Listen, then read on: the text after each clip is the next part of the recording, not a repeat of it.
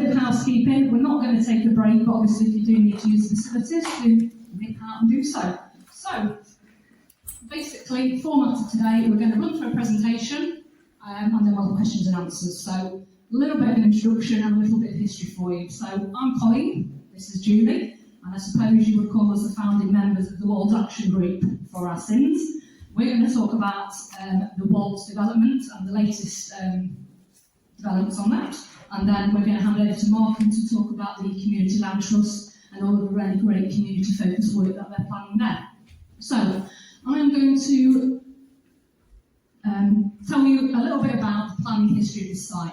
But what I am going to do is preface this with all of the information you're about to see. All of the decisions that were actually made by the former Derbyshire Dales District Council. As some of you may be aware, we've now changed political persuasion. We've now gone from Conservative to a coalition. So all of the decisions that we're going to talk about is the previous council. We are now looking at a new council, a council that is very, very vocal about community-led decisions. They are going to look again at the local plan, and they have been very, very loud about this is community-led. They are listening to the community. So please bear in mind, we are seeing this as a new chapter. We are looking at this as a new way of working. We want to work positively with councils, both the district and the county. We want to help them make the best, most sustainable, most informed decisions for this community. So as such, we are just going to say we're not here to sort of talk about brown envelopes, done deals,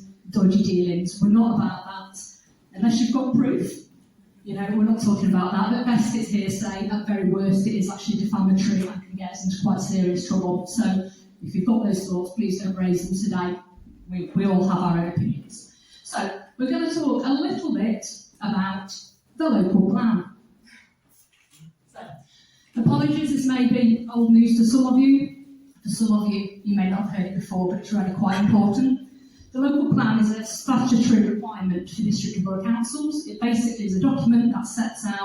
I moved to Matlock about 12 years ago. I'm from Belper. My husband's born and bred around here. I work in Matlock, so I'm local. I love the area. I grew up here. 11 and a half years ago, so 6 months after I moved in, the draft local plan was started. So this is what we're talking about. So the area circled here is the Wolds. This is now proposed, as you all know, for development of 330 houses and a fast food outlet. It's 58 acres of greenfield. It stretches from behind Brixton Road all the way to Pinewood Road on the Cavendish estate. It's an absolutely huge area. To put it in context, it's probably bigger than Ashover, so it's basically equivalent to the new village plot at the top of Matlock, in an area that is already fairly saturated with new development. So we've been fighting for over a decade to try and stop this place being developed. The issues with the development of the site are endless, quite literally endless. If you've been on our blog, you will see this. So it's been sat with Derbyshire Dales plans for nearly 5 years. That's quite an unprecedented amount of time. So, brief history. I'm not going to go into the decades, so don't worry. But in 2011, Derbyshire Dales District Council started its draft local plan. So the local plan sets out all of the sites across the district identified as suitable for development. Back in 2011, the Wolds site was included, as you can see, much smaller. Area behind Cavendish, area behind Brixton. So this is how it started out in 2011. Thank you. But this local plan got kicked out by the government because there wasn't enough housing allocation. During the local plan consultations, a few interesting things that you need to know. The area behind Cavendish was deemed priority 4 in the draft local plan. Now, priority 4 site, you can't read it, but it's on our blog, is a site that is inappropriate for development due to insurmountable constraints in respect to the key development criteria. So that means priority 4 sites can't be built on. There's too many constraints, it's impossible. So this is on our blog, you can see this. Next slide, please. This bit's important. So, the previous draft local plan kicked out. 2013-14, the new local plan starts again. Now, surprise, surprise, imagine this, the Wolds is back on again. Not only with the insurmountably constrained site, but as you can see from the previous diagram, far, far, far huger, bigger, massive. Now, we have asked the District Council by FOI what magic has happened to make a formerly constrained site suddenly magically able to be developed. you may or may not be surprised to know, they have declined to answer us. So we are pursuing it, because we don't really know what magic happened. But the other important thing to know during the draft local plan is the Local Plan Advisory Committee. This is a bunch of very intelligent people whose only role was to scrutinise every single site and make a decision and a recommendation about which should be included. So they went, saw all the sites, saw all the constraints. They voted this site out of the draft local plan. So they're the people that knew every single site in depth. So we won for a week. Yay, go us. Great. Week later, Derbyshire Dales district councillors voted the site back in. Don't want to say through-line whip, but there we are. So we fought to get it out. Where we now are is this site is in the local plan. Now, it's important to understand that just because a site is in the local plan does not mean it is a shoo-in for development. It does not mean because it's in the local plan it is going to get built on. We were verbally assured many times, weren't we, Julie, that just because it's in a plan doesn't mean it's going to be built on. What it does, however, do is add a significant amount of weight to a developer's application, because if it's in the local plan, that basically is very biased. It more than likely will go through. So this is why we fought long and hard to try and keep out the local plan. We tried, we won for a week. Ultimately, it got included. The local plan is being revised at the moment. They didn't do a consultation with the public. That may now change, as we said, because the new council has set up a specific group to look at it. So as I said, potted history, we are where we are. So if we go to the next slide, please. So I'm going to stop talking, because I hate the sound of my own voice, and pass over to my planning compadre and sanity saver, Julie, who is going to talk about some of the really recent issues that we really want people to focus on. There's a handful of issues. These, let's say, have come up in the last 6 to 12 months. So these are not old issues we're banging the drum about for decades. These are new problems that we as a community have uncovered that the planners need to address and need to solve. So when we talk about writing your objections later, these are some of the key new ones. So Julie, I'm going to hand over to you. We're going to take 220 litres a second in a storm. That took two people, Councillor Steve Wayne and my husband Rob, to work out that Matlock Sewers were not going to take that. It had been signed off by the County Council, so that had to be flagged up. So that was the first thing. The next thing was the new watercourse, which I'm not sure whether it's new. It just seemed to flow faster. It flows behind Heather's house there, and it showed itself up in a drought.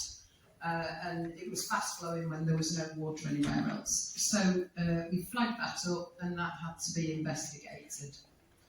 I'll come back to that in a minute. Chesterfield Road pedestrian crossing, back in about 2020, I think it was, Jenny, wasn't it, that Derbyshire County Council's highways said that Wolds Road, which Highfield's students need to cross if they're approaching it from the bottom end, wouldn't be any longer safe to cross in order for them to access the crossing. So the developer said, well, we'll move it then.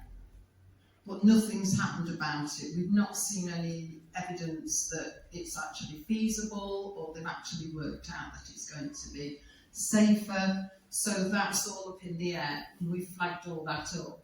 But everybody does need to know about it. So we don't know what Derbyshire County Council is going to come back with on that one. In order to deal with this new watercourse and all the water that hadn't been identified before, and also the lack of sewer capacity, they've just increased the size of the attenuation basins. And they are huge, and they are all technically dams, because they are built above the current landform. So they're not just like a hollow in the ground, they are actually technically small dams. So they're proposing to divert the watercourse, culvert it, this is phase one, all around the edge of here. Hold it back in this little thing here, this extra pond they've put in, and then discharge it into the culvert, but they don't know where it goes. So these are the problems that everybody faces. Can I have the next one? Viability. I'm not quite sure when it was. I think we're going back at least 18 months. The developer said it wasn't viable because of all the extra expense.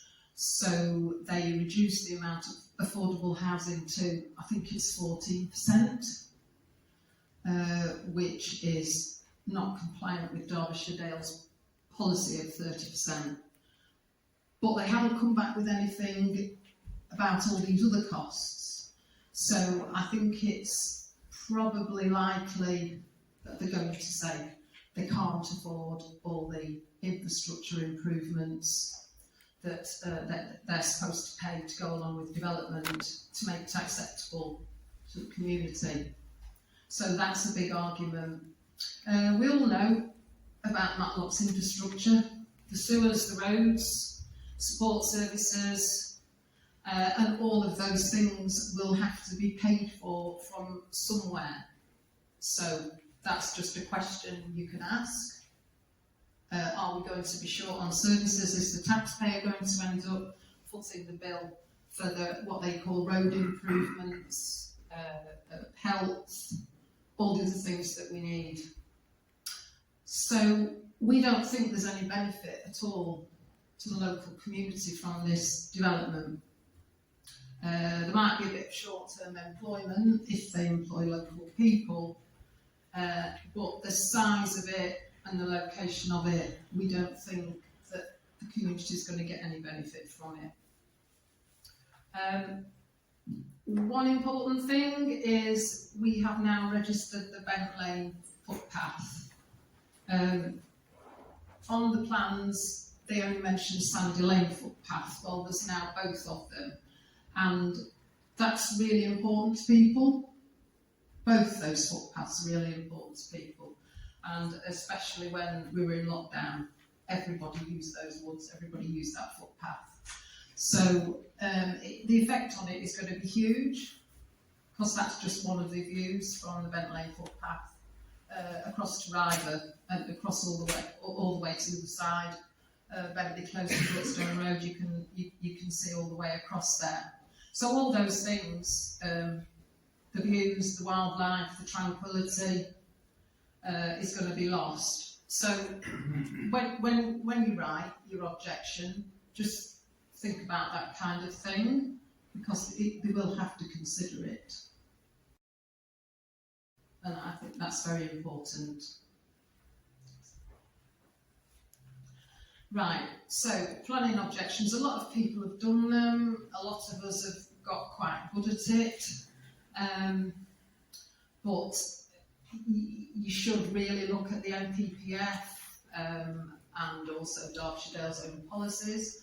And if you look on the blog that Colleen maintains, the website, there's loads of pointers on there that you can use.